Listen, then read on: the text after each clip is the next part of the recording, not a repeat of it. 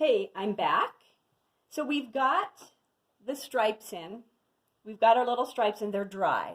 So I hit it with the hair dryer and we're nice and dry. So just make sure that these are dry. And I kind of showed you the first lesson on, I did a little section of that. Okay, so now what we're going to do is we're going to do the middle part of our plant, of our tulip, which is going to be a pain in the neck, but we can do it. I'm going to push you a little bit on this one. So what I'm going to do, I took Indian yellow, and I took Indian yellow mixed with yellow ochre, Indian yellow, yellow ochre, and here's just Indian yellow. And then I took cadmium red, mixed it with alizarin crimson, cadmium red and alizarin crimson. That makes it great. Kind of gives you a scarlet red. I really like it. So here we go. This is kind of, you have to do this fast. Are we ready? Hold on to your pants because this is a pretty quick, a little scary, but it'll be fun. So first off, you're going to take your water and just get your tulip wet. And we can come back in between these stripes and clean them up later. I'm working on a block right now. Remember, I told you how you can stretch if you want to, but on this one I'm using a block. So I'm working really fast. And the trick with flowers, I do a petal at a time. I let it dry, and then I do the next petal. So we're just going to kind of get her wet. And you're moving pretty fast. I kind of marked lightly where I want the yellow to go, and then where I want the red to go. Also, another thing I wanted to show you, we're going to have a little bit of green at the base of the tulip, so I'm going to take a little bit of cerulean blue and a little bit of sap green. Cerulean blue and sap green, it makes kind of a really pretty, makes a mint green. I really like it. So that's just going to be on our base, so watch. I'm just going to kind of lay it in. Kind of gives you, I might even go a little more cerulean blue in the green with the green. This is cerulean blue and sap green. This is kind of the base. You see a little bit of it right here. All right, still working pretty fast. I'm going to take my, this is my Indian yellow. I'm going to make a stripe. I'm just going to do a little stripe all the way up here. Now I'm going to take a little bit, I mixed Indian yellow with yellow ochre.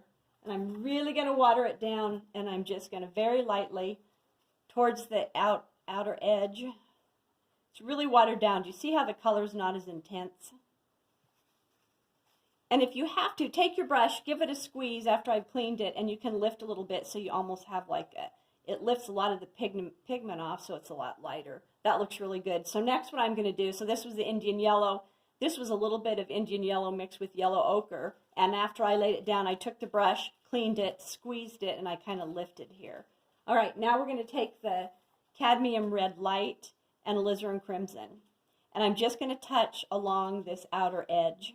Just going to touch along the outer edge. So it's really wet, and see how it bleeds? So I'm just going to kind of, and I'm not going to worry too much when I go up against that yellow, the little cuts here, because I can kind of clean those up later. I can dry brush some lines and make them a little tighter, a little neater looking. So what I'm doing right now, I'm just kind of trying to get this as fast as I can. Like I said, hold on to your pants because this is kind of a scary. And again, I'm trying, I'm not going to be perfect. That looks pretty good. See how I laid it in? And so the watercolor pretty much does its own job. As long as it's wet. I'm not going to touch the end. I'm going to remember we put that green. I'm just going to leave it that be. Then you can take your brush. I moved it around the water a little, give it a little squeeze, and I can come back. It's all about kind of how to operate your tool, and that your tool is your paintbrush. And I've just squeezed the water out of it, and then what I'm going to do is I'm just going to kind of lift a little bit. That looks pretty good. And then here, we're real wet. I can just kind of lay it in if I've lost a little bit of this. might even take my brush with just, a lot of times you'll see me just work with water that's on my brush and just kind of, I even just take some water, clean water, and just pull it on top of that. Kind of get a, kind of a nice bleed. This is just pure water that I'm using on some of this.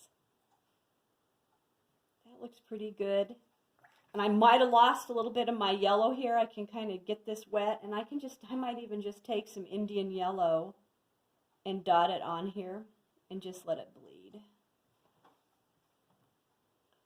Straighten that yellow a little bit. That looks pretty good. And again, come back and look at this and maybe just lift a tiny bit. Do you see how the red stains?